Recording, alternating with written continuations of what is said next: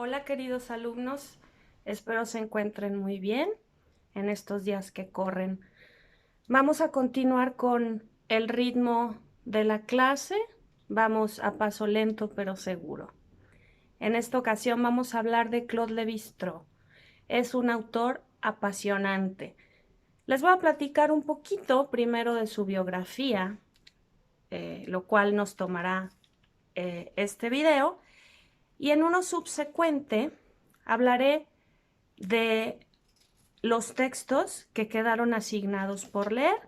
Por una parte, 2 capítulos de su magna obra Antropología Estructural y por otro lado, un capítulo de su tan conocida también obra El pensamiento salvaje. Nos interesará sobre todo penetrar en ese pensamiento mágico que tanto teorizó Lévi-Strauss y que creo tiene bastante pertinencia también cruzarlo con nuestros tiempos contemporáneos, en que atravesamos una crisis provocada por la actual pandemia. Claro, provocada por la pandemia, pero que asimismo esta pandemia es provocada por la acción humana, ¿no? Indirectamente o directamente, no lo sabemos, pero no podemos dudar que actualmente estamos asumiendo consecuencias de una forma de vida y de un proyecto humano en el que hemos avanzado a lo largo de los siglos, ¿no? Sin embargo, bueno, nos queremos enfocar, repito, en la idea del pensamiento mágico que puede ser juzgado como una forma de pensamiento o una estructura de pensamiento propia de sociedades primitivas.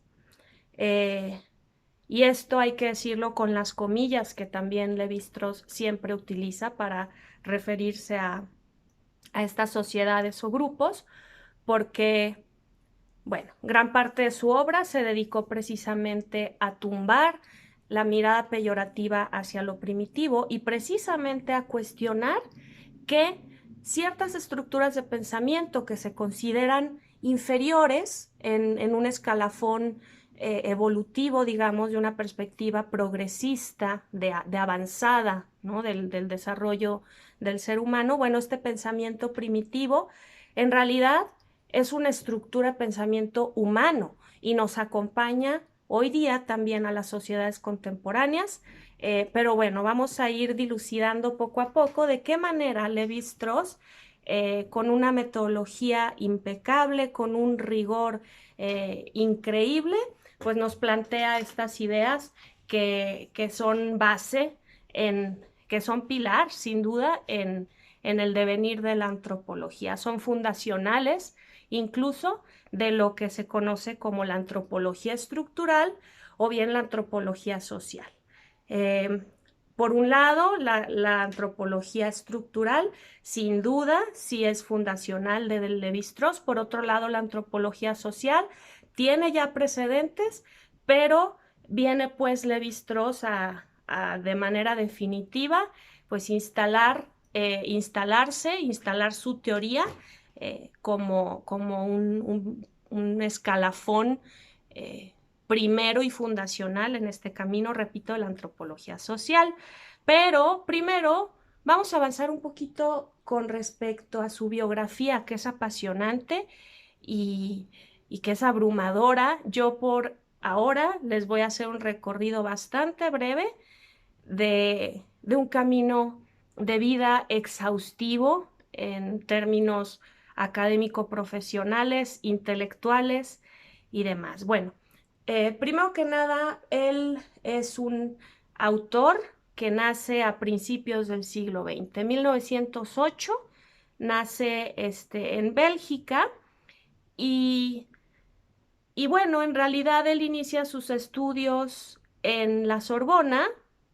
Su familia, él siendo aún niño, se muda a París y bien pronto adquiere interés en estudios filosóficos. Él inicia en la Sorbona, nada más y nada menos, en esta mole del conocimiento y en esta época también tan rica en la presencia de filósofos como Maurice Merleau-Ponty. con quien compartió clases. Merleau-Ponty es un autor que lleva la fenomenología al cuerpo, o que digamos a partir de la fenomenología, esta línea de la filosofía que parte precisamente de el poner el ser en el centro de la experiencia y reflexionar la existencia desde este ser, desde el sujeto. Está, por supuesto, Heidegger como uno de los precursores. Bueno, esta fenomenología, esta línea fenomenológica en la filosofía, la alimentó Merleau-Ponty, particularmente desarrolló la variable, la noción del cuerpo, eh, en ruptura con una tradición clásica filosófica que negaba el cuerpo en preponderancia de la razón. Y bueno, ahí Levi-Strauss compartió ideas con este gran filósofo, también por supuesto con Jean-Paul Sartre y con Simone de Beauvoir, ¿no? De quienes fue muy buen amigo. Sin embargo, la filosofía no fue para Levi-Strauss el camino que le diera las respuestas que buscaba él saciar. Entonces, un poco hastiado de la filosofía, de su abstracción, tiende más bien hacia la sociología y se alimenta de toda esta escuela francesa en donde figuran Marcel Mauss, Émile Durkheim. Asimismo, conforme se inmiscuye en la sociología, tiende su interés hacia el marxismo, hacia el psicoanálisis. Entonces es un autor muy integral porque recorre distintas disciplinas o perspectivas teóricas hasta que finalmente una propuesta que lo lleva a Brasil le definiría su camino hacia la etnología. En 1934 recibe una llamada por parte de un miembro de la Escuela Normal Superior que lo invita a trabajar, a ir a una misión a Brasil y trabajar como profesor de sociología en la Universidad de Sao Paulo. Ahí dio cátedra pocos años en realidad, del 35 al 38, pero es valiosísimo que en esos años intermitentemente estuvo haciendo expediciones a la Amazonia. Sabemos que eso determinará el camino teórico de Levi-Strauss y ahí es cuando de manera contundente ingresa al campo de la etnología y la antropología, no solo para quedarse, sino para renovar esta, eh, esta disciplina y para sentar un precedente fundacional en el camino teórico y metodológico de estas disciplinas. Entonces, bueno, estuvo explorando en la Amazonia, particularmente Mato Grosso, una comunidad que visitó constantemente, de la cual hay mucho registro en fotografía y demás. Eh, él salió de la Universidad de Sao Paulo en el 38, pero todavía el 39 se dedicó solamente a todas las expediciones ahí en la Amazonia. Eh, Luego regresa a París, pero en medio de la Segunda Guerra Mundial, en su condición de judío, porque era de ascendencia judía, aunque no practicante de la religión, pero pues en fin, judío en Francia, eh, pues tiene que exiliarse. Y la Fundación Guggenheim le abre las puertas en Nueva York, establece los vínculos para que en 1941 él pueda ingresar a la New School for Social Research, eh, y en condición de refugiado, por supuesto. Y aquí viene algo maravilloso, porque, bueno, sin duda, las condiciones de guerra nunca se pueden pensar como favorables, pero en el ámbito intelectual sucede algo muy interesante. En México tuvimos a muchísimos exiliados del franquismo, españoles que llegaron, José Gaos, por ejemplo, que llegaron para también nutrir todas las corrientes artísticas e intelectuales que acá acontecían. Y bueno, Insisto en que no es posible hablar de que las condiciones sean favorables, pero es muy impresionante cómo estas situaciones de guerra generan esa posibilidad de luz en el campo intelectual, porque el exilio precisamente lleva a estas grandes figuras a espacios en donde pueden explotar todo su potencial intelectual. Así es el caso de Levi-Strauss, que en Nueva York conoce a Roman Jakobson. Y esto va a ser determinante porque Jakobson, lingüista, pues lo introduce a, a Saussure. Y pareciera que las palabras sobran, ¿verdad? Sin embargo, bueno, ¿qué quiere decir esto? Que toda la teoría estructuralista va a marcar el pensamiento de Levi-Strauss. Ya iremos viendo. Eh, ya hacia el final de la guerra, ya habiendo terminado la guerra, regresa a Francia en 1947, un par de años después del fin de la guerra.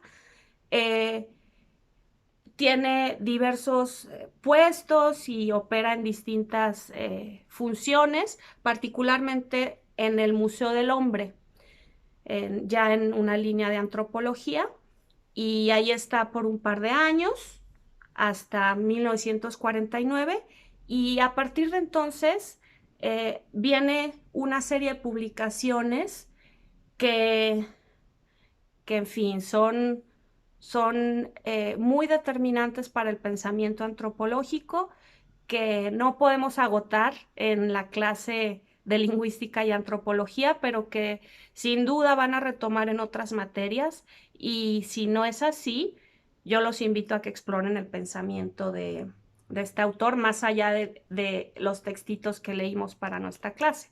Pero bueno, entonces, eh, en el 49 precisamente publica las estructuras elementales del parentesco, que de hecho fue su tesis doctoral, de esas tesis doctorales increíbles que son en sí mismas tratados teóricos que persisten, ¿no? Y que son una referencia fundamental. Eh, Él mantuvo exploraciones incluso hacia el Medio Oriente, estuvo en Pakistán, estuvo en la revista El Hombre como un colaborador. Eh, en 1952 publica Raza e Historia. Yo ya les estoy mencionando publicaciones de obras, pero él tiene ya muchas otras publicaciones de artículos. Me estoy yendo yo solamente a los años de estas obras icónicas porque no terminamos. De verdad que es muy, muy, muy robusta toda la aportación de Levi-Strauss. Entonces, hacia los 50, les digo, en el 52 publica Raza e Historia, que es considerado un manifiesto antirracista. Ahí él expone esta diferencia entre naturaleza y cultura. Por un lado, pues expone que existe digamos, orden de la naturaleza. Sin embargo, lo que nos hace humanos al introducirnos a ese orden de la naturaleza es transformarlo en cultura. Entonces ahí está un poco un juego de oposición. Decimos, repetimos, que Saussure lo influyó porque su sistema de análisis está basado precisamente en las oposiciones, en los valores binarios que están planteados en el seno de la teoría lingüística. En el 55 publica la famosísima obra Tristes Trópicos, que recoge su experiencia en la Amazonia. Es una obra autobiográfica que también combina el ejercicio de la etnología, el análisis etnológico, pero también tiene tintes filosóficos. Y algo muy importante, con una constante voluntad de estilo literario que lo llevó incluso a ganar premios literarios, esta obra, e ingresar a la Academia Francesa de la Lengua. Entonces, Lévi-Strauss es esta figura tan magna, tan inmensa, porque es un gran teórico, pero es un gran escritor también, ¿no? A nivel de estilo. Entonces, Tristes Trópicos es fundamental porque ahí también inicia lo que ya sería su antropología estructuralista, aunque tenemos todavía un texto muy autobiográfico, más meditativo, pero bueno, el 58 precisamente publica ya su antropología estructural, que sienta definitivamente las bases de su teoría. El 59, un año después apenas, se fundó especialmente para él en el Collège de France, este espacio académico por donde han pasado un sinfín de figuras importantísimas de la filosofía, de la sociología, y se funda pues para él la Cátedra de Antropología Social. Ya comentaba yo hace un momento que en realidad, de hecho, la expresión antropología social explica Lévi-Strauss que se le debe a Marcel Mauss. Él digamos, inventa la expresión, la etiqueta, pero, pero es muy significativo que en este momento se esté fundando esta cátedra, ¿no? Por primera vez. En el 1962, publica El totemismo hoy y El pensamiento salvaje, una de las obras que nos ocupará en un posterior video. Las mitológicas, que son 4 obras bastante exhaustivas de análisis de mitos, de análisis estructural de mitos, se publican en 1964, 67, 68 y 71. En 1973 publica un segundo tomo de antropología estructural, en donde recoge muchos artículos que ya había publicado. Insisto que es incansable, ¿no? Lévi-Strauss publicó muchísimo, dio entrevistas. Esto también es interesante porque fue una figura pública muy activa. Daba muchas entrevistas, promovía mucho el pensamiento estructuralista, promovía mucho sus ideas antropológicas. Entonces se dio a conocer más allá de sus libros, ¿no? En sus libros. En el 82 se jubila finalmente del Collège de France, pero siguió asistiendo. Y bueno, hay numerosas historias y fotografías de él ya a una edad muy avanzada, todavía asistiendo a los laboratorios de antropología del Collège de France. Entonces, pues sí, estaba sediento de conocimiento, y así fue hasta el último día de su vida. Él vivió hasta el 2009, perdón, vivió 101 años y siempre muy lúcido, siempre con un deseo incansable de conocimiento, en fin, una figura tan rigurosa en el campo teórico y no solo antropológico, porque de verdad que todas las disciplinas que pasan por el estructuralismo, que son, pues, si no todas, la mayoría en las ciencias sociales, pasan por Lévi-Strauss. Es inevitable, ¿no? Porque él aporta un rigor infinito a el estructuralismo. Y bueno, precisamente todo su rigor tenía este objetivo y este deseo de defender la antropología como una ciencia autónoma. Hay autores como Franz Boas, Malinowski, ¿no? Mauss, que ya tienen un camino andado, ¿no? Que iniciaron esa tarea de darle rigor científico a la antropología, de defender la antropología como una ciencia autónoma, y particularmente la etnología, de tumbar creencias y supuestos que pensaban lo primitivo como inferior, y aquí precisamente es donde Lévi-Strauss también va a tener aportaciones muy significativas.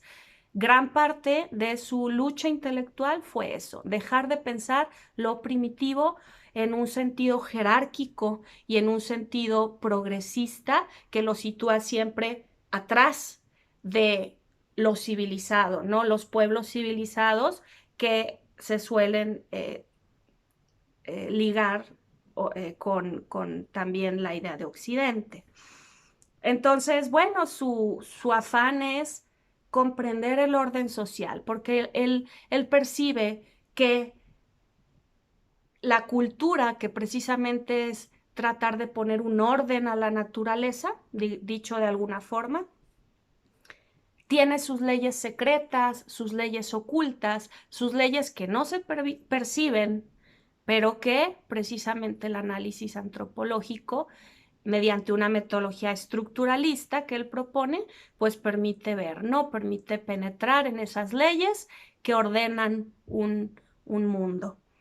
En este sentido, insistimos en que Lévi-Strauss defiende lo humano como un producto cultural.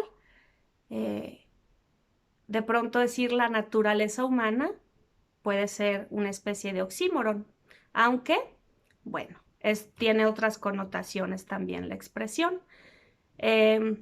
Lévi-Strauss rompe pues con muchos modelos de la antropología que le toca a él estudiar, que a él le toca precisamente embeberse de ellos, y son posturas muy evolucionistas. Entonces él las asimila, pero posteriormente les da la vuelta, ¿no? Es muy interesante. Vamos a parar por ahora en este pequeño video con esta presentación biográfico-intelectual de Lévi-Strauss, y vamos a abrir el espacio a un video más en donde sí discutiremos en específico cómo la lingüística y la antropología se cruzan en su pensamiento, por un lado, y cómo, asimismo, el pensamiento mágico no es único y exclusivo de las sociedades consideradas primitivas. Y en ese sentido, ese pensamiento, que él llama incluso ciencia de lo concreto, es en todo caso una estructura humana. Así que vamos a tumbar tabúes respecto a pensar la magia en un sentido de sociedades inferiores que no han sido civilizadas. En fin, muy interesante, y creo que esto tiene que ver también con los tiempos de coronavirus que corren. De pronto estamos abiertos a cualquier creencia, abiertos quizá al pensamiento mágico. Veamos un posterior video. Los invito a que disfruten la reflexión que nos abre Lévi-Strauss y que es inagotable. Gracias.